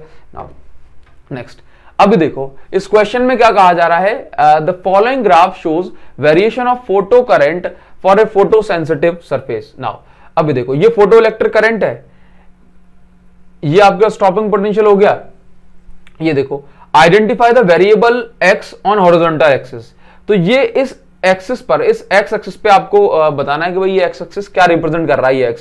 तो हम जानते हैं कि ये फोटो इलेक्ट्रिक करंट, ये स्टॉपिंग पोटेंशियल है, और ये क्या है? ये collector plate potential, collector plate potential. ठीक, now next, what does the point A on horizontal ये रिप्रेजेंट? A क्या रिप्रेजेंट कर रहा है? A रिप्रेजेंट कर रहा है स्टॉपिंग पोटेंशियल, स्टॉपिंग पोटेंशियल। ठीक, नाउ अब देखो draw this graph for 3 different values of frequency of incident radiation ν1, ν2, ν3। वो कह रहा है कि भाई यही ग्राफ आपको बनाना है सेम इंटेंसिटी डिफरेंट फ्रीक्वेंसी के लिए। तो बना दोगे, सेम इंटेंसिटी है, देखो इससे पहले हमने बना चुके हैं, सेम इंटेंसिटी, ये देखो इसमें उसने क्या बताया आपको, इसमें क्या बताया है कि भाई ν1 को ग्रेटर बताना है, तो ν1, ν2 को उससे छोटा, ν3 को उससे छोटा, क्योंकि अगर फ्रीक्वेंसी ज्यादा तो स्टॉपिंग पोटेंशियल भी ज्यादा। ये बन जाएगा ये ग्राफ। ठीक है, तो इस तरह से मतलब इसी ग्राफ को आप चाहो तो ऐसे दिखा सकते हो, ये सेम इंटेंसिटी, सॉरी, तो ये अपना ग्राफ ये सही है। ठीक है, चलिए, और वही एक्सेस वगैरह को आप ड्रॉ कर लेना एक बार फिर से। नाउ नेक्स्ट क्वेश्चन पे आ जाते हैं, बड़ा ही सिंपल सा क्वेश्चन है। देखो क्या कहा जा रहा है कि how does one explain, wait, इसको थोड़ा सा साइज का बढ़ा देते हैं, अगर प्रॉब्लम है तो। नहीं बढ़ रहा है क्या? चलिए देखो जरा, यहां पर दिया जा रहा है how does one explain emission of electron from A photo sensitive surface with the help of photo electric equation. तो ये आप ऑलरेडी जो है हम काफी बार इसको डिस्क्राइब कर चुके हैं कि जो भी एनर्जी होगी वो दो पार्ट में कंज्यूम हो जाएगी, एक काइनेटिक एनर्जी प्रोवाइड करेगी, एक वर्क फंक्शन प्रोवाइड करेगी। तो अब इसको लिखें, मेन जो हमें समझना है ना वो ये है, the work function of following metal is given as now. तो भाई सोडियम का वर्क फंक्शन 2.75, इसी तरह पोटेशियम का, मोलिब्डेनम का, निकेल का, ये वर्क फंक्शन हमें दिए हुए हैं। अब कह रहा है कि भाई which of these metal will not cause photo electric emission for radiation of wavelength 3300 angstrom from a laser source placed at 1 metre away from these metal. Now अभी सोचो, कह रहा है कि आपके पास 4 इस तरह के मेटल्स हैं, एक का वर्क फंक्शन 2.75 है, दूसरे का वर्क फंक्शन 2.3 इलेक्ट्रॉन वोल्ट है, तीसरे का वर्क फंक्शन 4.17 इलेक्ट्रॉन वोल्ट है, और चौथे का वर्क फंक्शन 5.15 इलेक्ट्रॉन वोल्ट है। कह रहा है कि अगर हम ये इतनी वेवलेंथ वाली लाइट को इंसिडेंट कराएंगे तो इसमें से किसमें से, इतने वाले मेटल, इन मेटल्स में से किसमें से इलेक्ट्रॉन नहीं निकलेगा, ये बात समझो। तो जरा सोचो कि ये रेडिएशन अगर आप इंसिडेंट करा रहे हो तो उसकी एनर्जी चेक कर लो। एनर्जी का फॉर्मूला होता है hc/λ। तो अगर आप इसको निकालोगे 6.63 इंटू 10 टू द पावर -34, ठीक, और ये वैल्यू जूल में आ रही है, 3 इंटू 10 टू द पावर 8, और उसके बाद लैम्डा कितना है 300, और ये एंगस्ट्रॉम की जगह पे 10 टू द पावर -10 मीटर हो जाएगा। E इज इक्वल टू, अगर आप इसको डिवाइड करेंगे तो देख रहे हो ये जो है ये 10 टू द पावर 6 हो जाएगा, और ये 10 टू द पावर -24 हो जाएगा, ठीक, और ये आपके पास 33, 66, ये 0.2 हो जाएगा, ठीक है, और यहाँ पे 2 3 0.2 0.6 हो गया, और ये 10 to the power 20 10 to the power -18 हो गया। अगर मैं इसको निकालूं तो ये आपके पास 6 into 10 to the power -19 joule हो गया। कैलकुलेशन कर लेना, ठीक, यही निकल के आएगी, ठीक है ना। अभी हमें क्या चाहिए, हमें चाहिए इलेक्ट्रॉन वोल्ट में, क्योंकि ये वैल्यूज इलेक्ट्रॉन वोल्ट में दिए हैं। तो इलेक्ट्रॉन वोल्ट में कैसे निकालेंगे, E इज इक्वल टू, तो इलेक्ट्रॉन वोल्ट में कैसे निकालेंगे, तो डिवाइड कर दो 6 इंटू 10 टू द पावर -19, और ये इलेक्ट्रॉन वोल्ट में कन्वर्ट करने के लिए हम क्या करेंगे, EV अपॉन, ये यहाँ पे देखो 1.6 10 टू द पावर -19 का डिवाइड कर देंगे तो इलेक्ट्रॉन वोल्ट में कन्वर्ट हो जाएगा। ऐसा करेंगे तो यहाँ पे जो वैल्यू आ जाएगी ये कुछ आएगी 16 4 जा 64 होता है 3 ठीक है 12, तो 3.8 इलेक्ट्रॉन वोल्ट ये निकल के आ गई। तो जो एनर्जी, अगर आप ये इस रेडिएशन की बात कर रहे हैं, अगर आप इस रेडिएशन की बात कर रहे हैं, ध्यान से देखो, अगर आप बात कर रहे हैं इस रेडिएशन की, तो इसका मतलब यह है कि इस रेडिएशन से जो एनर्जी आपको मिलेगी दैट इज 3.8 इलेक्ट्रॉन वोल्ट। और 3.8 इलेक्ट्रॉन वोल्ट एनर्जी अगर आपको मिल रही है तो इसका मतलब ये हो गया 3.8 इलेक्ट्रॉन वोल्ट एनर्जी से ये वाला जो मेटल है 3.8 इलेक्ट्रॉन वोल्ट एनर्जी से अगर आएगी तो इन दोनों में से तो वो निकल आएगा इलेक्ट्रॉन, बट इन दोनों में से इलेक्ट्रॉन नहीं निकलेगा। इस तरह से ये हो जाएगा सॉल्व। तो मतलब आपको पता है कि इसका वर्क फंक्शन कितना है और इस रेडिएशन की एनर्जी कितनी है, वहां से आप ये चेक कर सकते हैं। ठीक, आगे बढ़ जाएंगे। चलिए, अभी जो नेक्स्ट क्वेश्चन हमें मिल रहा है बढ़िया इंपॉर्टेंट क्वेश्चन है, एक बार इसको देखो। प्रीवियस ईयर में पूछा गया है, using this graph shown in figure stopping potential versus incident frequency of photon calculate the Planck constant। यहां पे मुझे ना Planck constant कैलकुलेट करना है और उस ग्राफ की हेल्प लेनी है। देखो अगर मैं आपसे ऐसा बोलूं कि भाई कैसे कैलकुलेशन करेंगे इसमें, देखो यहां पर एक एक्सिस पे पोटेंशियल गिवन है और दूसरे एक्सिस पे फ्रीक्वेंसी। तो क्या हम ऐसा ट्राई कर सकते हैं, जैसे मान के चलो कि भाई यहां पर ये देखो ये क्या है, ये मुझे बता रहा है कि भाई इतने पोटेंशियल पे 1.23 पोटेंशियल पे वोल्ट पर मुझे जो फ्रीक्वेंसी है ना वो 8 हर्ट्ज रखनी है, ठीक ना। अभी देखो, और यहाँ पे जो 5 हर्ट्ज है ये दी हुई है मुझे थ्रेशोल्ड फ्रीक्वेंसी, ठीक। तो देखो मैं क्या करूंगा, ये देखो k इज इक्वल टू होता है, यहां पर मैं जानता हूं H nu minus work function, work function को मैं लिख सकता हूं एच न्यू नॉट, क्योंकि मेरे क्वेश्चन में जो वैल्यूज है ना वो न्यू नॉट इस तरह से गिवन है, मुझे निकालना है प्लांक कांस्टेंट। तो E into V is equal to H nu minus nu naught, ऐसा करूंगा। और यहाँ पे E इंटू वी अपॉन में आ जाएगा न्यू माइनस न्यू नॉट, और न्यू माइनस न्यू नॉट मतलब threshold frequency is equal to ये h। तो E कितना है, E की जगह मैं लिख सकता हूं 1.5 into 10 to the power 1.6 into 10 to the power minus 19 coulomb. और V के प्लेस पर मैं रख सकता हूं, V क्या है पोटेंशियल, तो V के प्लेस पर रख सकता हूं 1.23 वोल्ट। न्यू क्या है फ्रीक्वेंसी क्या है 8 माइनस, और ये देखो ना न्यू 8 है और थ्रेशोल्ड फ्रीक्वेंसी 5 है, और ये जो है ना 10 टू द पावर 14 हर्ट्ज में, तो इंटू में 10 टू द पावर 14 हर्ट्ज मैंने ये लिख दिया।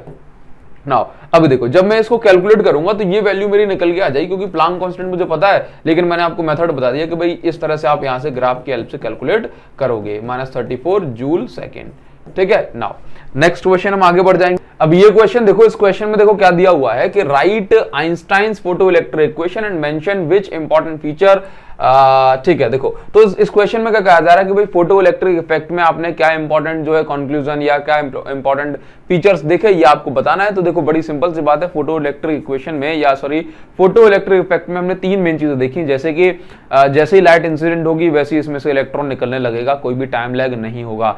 दूसरी बात आपने देखी कि जो इंसिडेंट रेडिएशन की फ्रीक्वेंसी है ये एनर्जी को डिसाइड करती है। तीसरी चीज जो इंटेंसिटी है वो फोटो इलेक्ट्रिक करंट को डिसाइड करता है। नाउ अब यहां पर जो क्वेश्चन जिसके लिए हमने इसको इस वीडियो में इंक्लूड किया गया है वो क्वेश्चन ये है, यहां से लेके आपको यहां तक पढ़ना है। देखो हाँ देखिए इस क्वेश्चन में क्या दिया हुआ है कि maximum kinetic energy of photo electron gets doubled when wavelength of incident radiation changes from λ1 to λ2। देखिए क्या कहा जा रहा है कि मान के चलो कोई भी इंटेंसिटी कोई भी रेडिएशन होगी, अब अगर रेडिएशन की वेवलेंथ λ1 है तो काइनेटिक एनर्जी k है, और अगर वेवलेंथ λ2 हो गई तो काइनेटिक एनर्जी डबल होके 2k हो जाएगी, ठीक। तो आपको ना यहां पर थ्रेशोल्ड वेवलेंथ λ0 के लिए डेरिवेशन करना है। तो देखो बड़ी सिंपल सी बात है, मैं करूंगा यहां पे काइनेटिक एनर्जी मैं लिखूंगा k, अगर काइनेटिक एनर्जी k है तो वो कब है, जब जो वेवलेंथ है वो λ1 है, ठीक। तो मैं ऐसा लिख देता हूं कि एच न्यू को क्या लिखता हूं, देखो H nu minus H nu not लिखता हूं ना मैं, k इज इक्वल टू, ठीक है। तो एच न्यू को मैं एच सी बाय लैम्डा लिख सकता हूं, सी बाय λ1 माइनस ये हो जाएगा इसी तरह से λ0 को c बाय λ0। अभी देखो ध्यान से देखना, अगर मैं ऐसा बोल रहा हूं कि λ1 की जगह जो वेवलेंथ है λ2 हो रही है, तो फिर जो हमारी काइनेटिक एनर्जी डबल हो रही है, ठीक। हमें जो है डेरिवेशन करना है λ0 के लिए, कैसे करेंगे, बड़ी सिंपल सी बात है, बहुत सिंपल सी बात है। अब आप इसको सॉल्व करना है बस एलसीएम लेके, और कोई भी काम बस आपके एग्जाम में आ जाए तो बोलो सर इतना बड़ा डेरिवेशन, कोई डेरिवेशन बड़ा नहीं है, सिर्फ आपको इतनी बात याद रखनी है कि λ1 थी तो काइनेटिक एनर्जी k है, λ2 है तो ये 2k हो गई। अब इसके बाद तो बच्चों वाला खेल मतलब एलसीएम लेना है, वही आपका मेन काम है, मतलब एलसीएम लेके λ0 की वैल्यू आप निकाल दो। कैसे निकालेंगे, तो देखिए यहां पे क्या करें हम, सबसे पहले व्हाइट पेन लेंगे, ज्यादा अच्छा लगेगा। तो मैं डिवाइड कर देता हूं, अगर मैं डिवाइड करूंगा ना तो यहां पे बचेगा 1/2, और यहां बच जाएगा देखो HC ऊपर वाले से HC नीचे वाला कैंसिल, तो 1/λ1 माइनस 1/λ0 अपॉन ये क्या बच जाएगा, ये बच जाएगा 1/λ2 माइनस 1/λ0।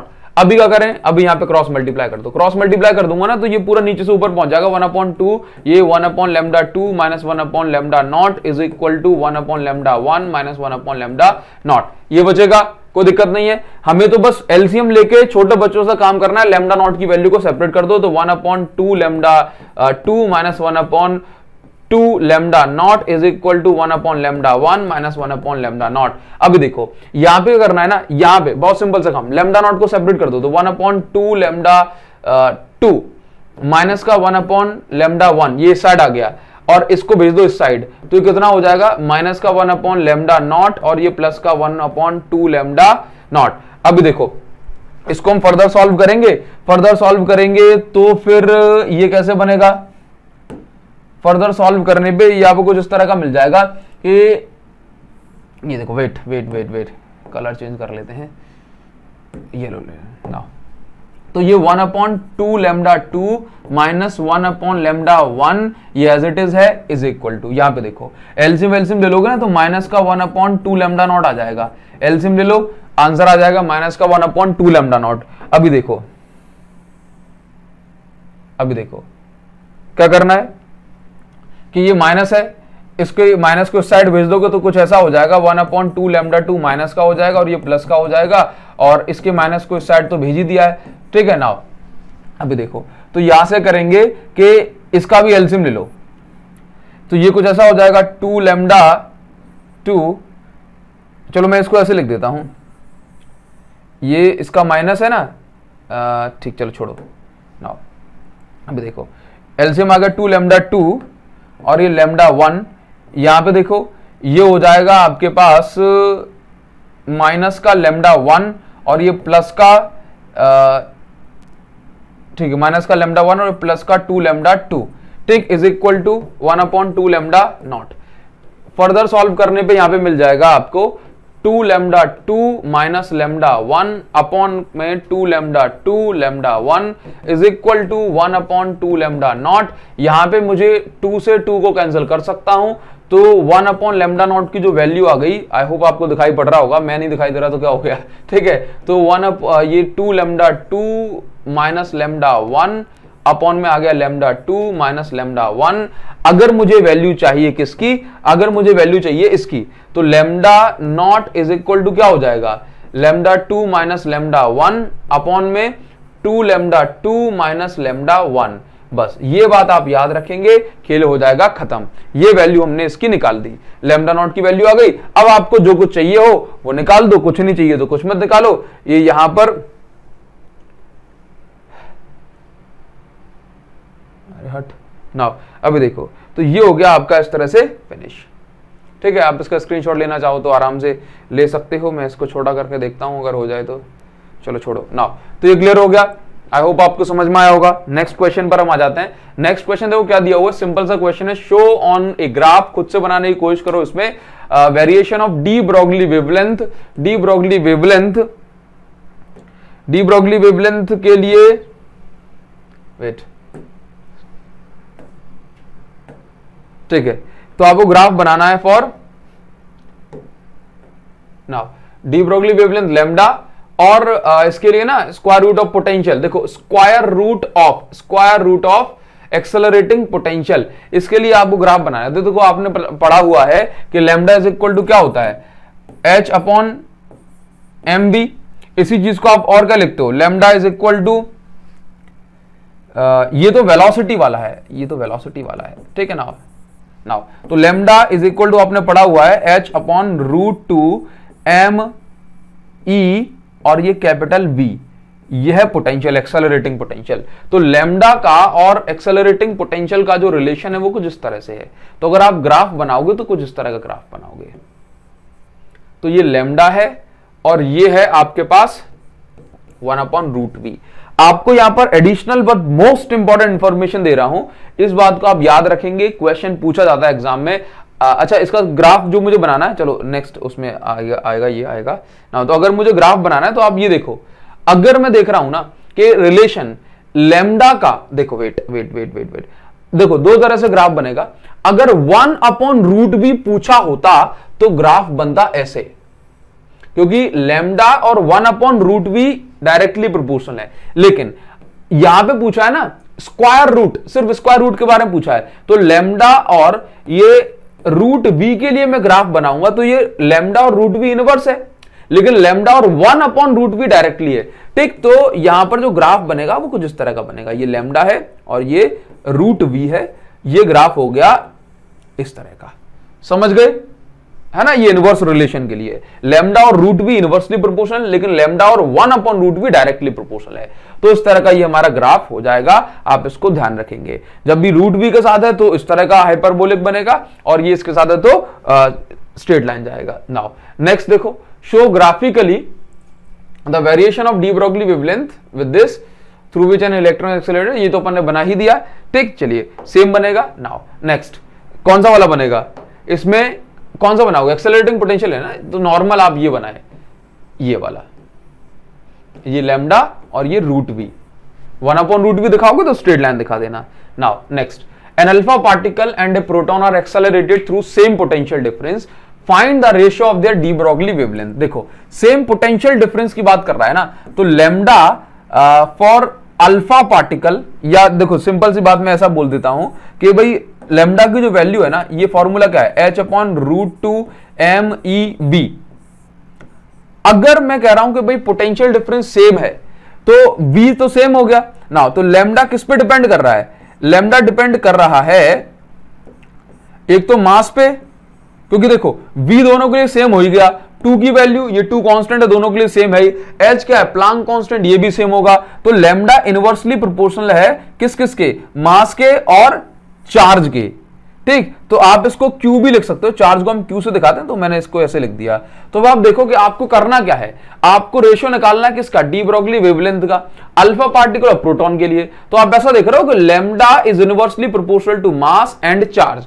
तो ऐसा बोल सकते हो कि lambda of proton, alpha particle पहले लिख लेते हैं लोग, lambda of alpha particle upon lambda of proton, ये देखो इनवर्सली प्रोपोर्शनल है, तो मैं इसको ऐसे लिख सकता हूं, मास ऑफ प्रोटॉन नीचे है लैम्डा, तो mass of proton into charge of proton upon mass of alpha particle into charge of alpha particle.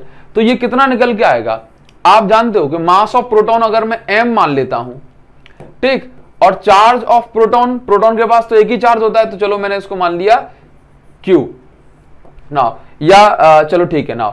अब देखो एक प्रोटॉन, ठीक है, और अल्फा पार्टिकल के पास क्या होता है, 2 प्रोटॉन 2 न्यूट्रॉन को मिला के अल्फा पार्टिकल बनता है, तो ये हो गया 4m। और देखो अब एक प्रोटॉन के पास तो एक ही चार्ज होगा ना, जिसको मैंने q मान लिया, तो 2 प्रोटॉन 2 न्यूट्रॉन, मतलब अल्फा पार्टिकल के पास कितने, 2 पॉजिटिव चार्ज होते हैं, तो मैंने इसको मान लिया 2q। तो यहां से आप देखेंगे कि ये जो रेशियो निकल के आ रहा है lambda alpha upon lambda P, ये कितना आ रहा है, ये आ रहा है आपका 1/√8। तो ये lambda alpha upon lambda proton जो निकल के आ रहा है, ये कितना हो जाएगा, 1/2√2। ठीक, तो आप इसको ऐसे ही बोल सकते हो 1/2√2। ठीक, तो ये बड़ा ही इंपॉर्टेंट सा क्वेश्चन है, यहां से बन सकता है आपका एक क्वेश्चन डी ब्रॉगली वेवलेंथ से, प्रीवियस ईयर में काफी बार पूछा गया है, तो ये हो जाएगा आपका यहां से। नाउ अब देखो नेक्स्ट जो क्वेश्चन दिया हुआ है ये एकदम सिंपल सा है, बट यहां पर जो है ना थोड़ा सा इस तरह से क्वेश्चन घुमा के दे देते हैं कि हमें ये समझ में कम कम आ पाता है। नाउ अब देखो, X ray falls on photo sensitive to cause photo electric emission. क्या कह रहा है कि भाई फोटो इलेक्ट्रिक एमिशन हो रहा है और एक्सरे जो है इस पे इंसिडेंट कर रही है। अभी देखो यहां पर क्या है ना, मैं आपको बताऊं, कोई भी सरफेस मान लो, इस सरफेस पे फोटो मतलब एक्सरे आई और कह रहा है कि भाई एक्सरे आ रही है, assuming the work function of surface can be neglected. मान लिया कि वर्क फंक्शन जो है ना इसका, इस सरफेस का वर्क फंक्शन नेग्लेक्ट मतलब नेग्लिजिबल है, मतलब आप ये बोलो जो भी एनर्जी आई उस एनर्जी ने सारा का सारा जो कंट्रीब्यूशन है ये काइनेटिक एनर्जी प्रोवाइड कराने में ही किया। तो आप यहां पे देखो जो एनर्जी जो होती है ये 2 काम कराती है, काइनेटिक एनर्जी और वर्क फंक्शन। तो बोला वर्क फंक्शन तो नेग्लिजिबल है, तो जहां भी जरूरत पड़ेगी आप क्या करेंगे कि काइनेटिक एनर्जी के प्लेस पर आप एनर्जी लिख सकते हो, सिंपल। काइनेटिक एनर्जी के प्लेस पे क्या लिख दो आप, सिंपल एनर्जी लिख दो। इस एनर्जी को क्या बोला है, एनर्जी ईबी, ठीक, जो बोला है वो लिख दिया। नाउ अगर आपको ई लिखना है तो ई लिख दो, कोई बात नहीं। नाउ तो देखो काइनेटिक एनर्जी के प्लेस पे आपने क्या लिख दिया, ई। अब आप ये देखो यहां पे, अब आप ये देखो कि भाई find relation between D Broglie wavelength lambda and energy of incident photon. मतलब डी ब्रॉगली वेवलेंथ और एनर्जी के बीच में आपको रिलेशन चाहिए। तो देखो बड़ी सिंपल सी बात है, मैं ऐसे बोल सकता हूं डी ब्रॉगली वेवलेंथ होती है लैम्डा, तो देखो लैम्डा इज इक्वल टू क्या होता है, h/√2m_k। तो लैम्डा इज इक्वल टू ऐसा हो जाएगा h/√2m_v, मतलब k के प्लेस पर हमने क्या लिख दिया, e। ठीक, तो लैम्डा का जो रिलेशन है एनर्जी के साथ ये कैसा हो गया, h अपॉन, ये इनवर्स रिलेशन हो गया ना एनर्जी के रूट के साथ, तो lambda is inversely proportional to root E, ऐसा हो गया। Draw the nature of for lambda as a function of EV. अगर इसमें ईवी दिखाया तो आप भी यहाँ पे ईवी दिखा दो। तो जो रिलेशन है ये कुछ इस तरह का निकल के आ रहा है, मतलब आप यहाँ पर बोलें कि लेमडा के प्लेस पर आप h/√2m के, तो मतलब स्क्वायर रूट के फॉर्म में ही आएगा ये। और अगर आपको डायरेक्ट लिखना है तो चलो इस तरह से हम बता सकते हैं कि जो रिलेशन है फिर यहाँ पर लेमडा है और यहाँ रूट ईवी है और ये जाएगा फिर इनवर्स में, इस तरह से जाएगा। ठीक है, तो ये हमारा फिर करेक्ट जो ग्राफ है वो हो जाएगा। मैं एक बार इसको चेक करना चाहूंगा, है ना, फिर उसके बाद हम आगे बढ़ जाएंगे क्योंकि बाकी सब तो ठीक जा रहा है।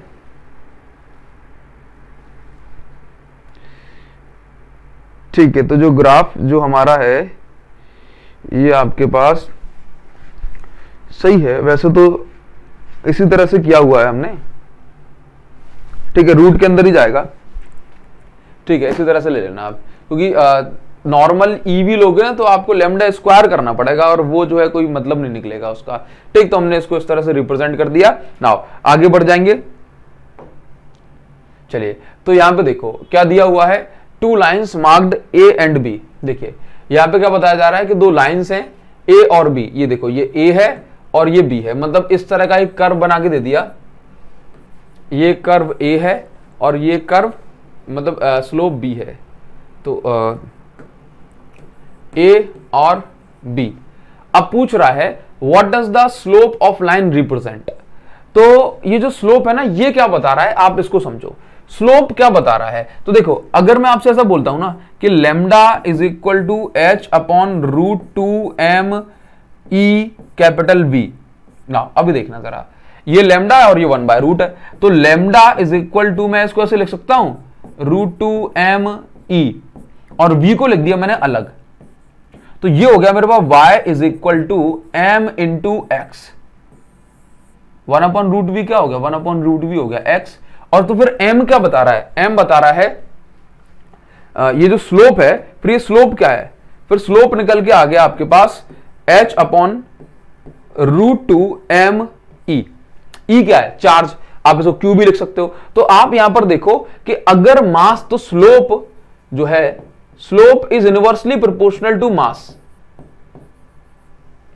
ठीक, तो अगर मैं ऐसा बोलूं मास ज्यादा है तो स्लोप कम होगा, याद रखो। तो मास ज्यादा स्लोप कम, मास ज्यादा स्लोप कम। तो अगर मैं यहां पे बोलूं तो स्लोप कम किसका है, बी का स्लोप कम है, तो बी हैवी है। बी कैसा है, बी हैवी है, ये आपको बता। तो हमने स्लोप बता दिया, ठीक, और बता दिया आइडेंटिफाई द न्यूक्लियाई। तो देखो 1h1 ये पूछ रहा है, आपको ऑप्शन दे दिए, शायद आपको दिखाई ना पड़ रहा हो, मैं आपको बता दूं, ये लिखा है 1h3 और 1h2 में से कौन सी वाली लाइन 1h3 को बता रही है। तो हैवी है ना, तो हैवी वाली लाइन कौन सी है, 1h3, ये बी। ठीक, याद रखना, स्लोप ज्यादा तो मास कम, मास ज्यादा तो स्लोप कम, ये इंपॉर्टेंट है, ध्यान रखेंगे आप। नेक्स्ट, ये शायद हम कर चुके हैं इस तरह क्वेश्चन, लेकिन मैं आपको फिर से बताऊंगा इसको क्योंकि अलग है थोड़ा सा। ये एक प्रोटॉन है और एक अल्फा पार्टिकल है, इनको same which has greater value of D Broglie wavelength. तो सेम क्वेश्चन है, लेमडा निकालना है, प्रोटॉन और अल्फा पार्टिकल। तो अभी तो हमने कैलकुलेट किया था greater value of D Broglie wavelength, तो हमने निकाला था जैसे प्रीवियस क्वेश्चन में हमने किया था। देखो lambda alpha upon lambda P, ये कितना निकल के आ रहा था, lambda alpha upon lambda P, alpha upon lambda P, मतलब ये आ रहा था 1/2√2। इसका मतलब ये हो गया कि किसकी वेवलेंथ ज्यादा निकल के आ रही थी, तो प्रोटॉन की वेवलेंथ ज्यादा निकल के आ रही थी। तो प्रोटॉन की जो वेवलेंथ है मतलब lambda alpha is equal to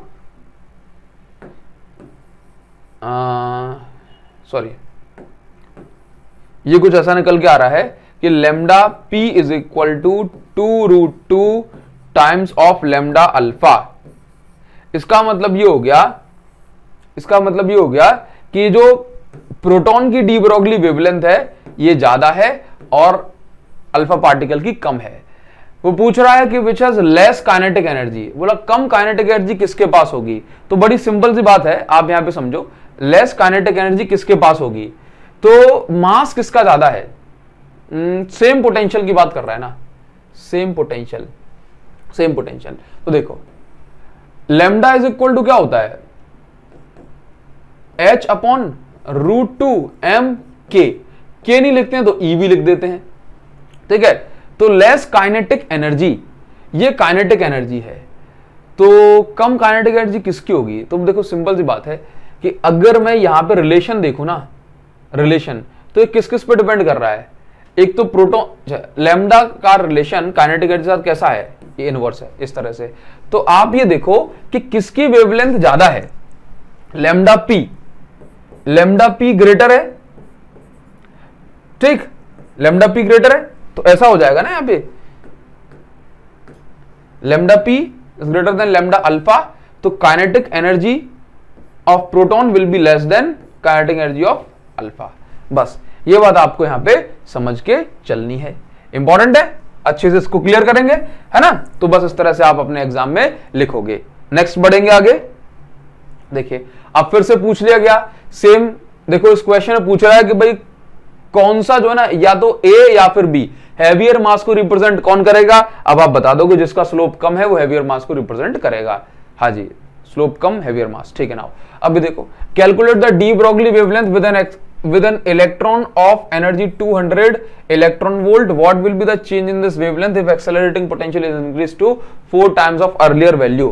देखो लैम्डा आपको कैलकुलेट करनी है किसके लिए, associated with electron of energy 200 electron volt. तो यहां पे h upon root two M E V की जगह पे डायरेक्ट k पुट कर दूंगा मैं, है ना।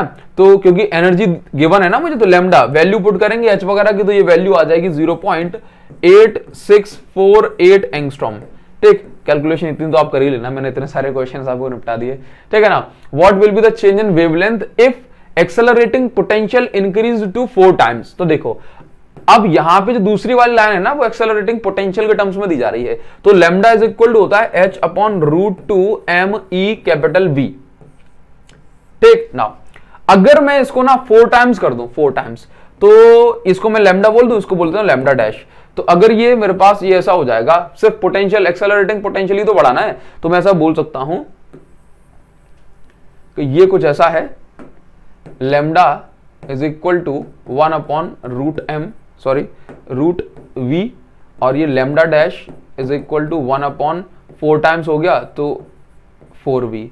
तो यहां से lambda upon lambda dash will be, ये यहां सब कुछ कैंसिल वैंसिल हो जाएगा और ये बचेगा 1 अपॉन 1 और ये 1 अपॉन 2, तो ये 2 आ जाएगा। तो lambda is equal to 2 times of lambda dash, ये आपका करेक्ट आंसर हो जाएगा। इस तरह से आप बहुत सारे क्वेश्चंस निपटा सकते हो। अभी हाँ, आज का एक आखिरी क्वेश्चन लेते हैं। ये क्वेश्चन थोड़ा सा इंपॉर्टेंट है, आपके एग्जाम में आने के चांसेस इसके हैं। तो इस क्वेश्चन में क्या दिया हुआ है कि थ्रेशोल्ड फ्रीक्वेंसी, देखो मैं आपको पढ़ के बता देता हूं कि किसी भी क्वेश्चन में दिया हुआ है कि भाई थ्रेशोल्ड फ्रीक्वेंसी मेटल की ना f0 है, ठीक।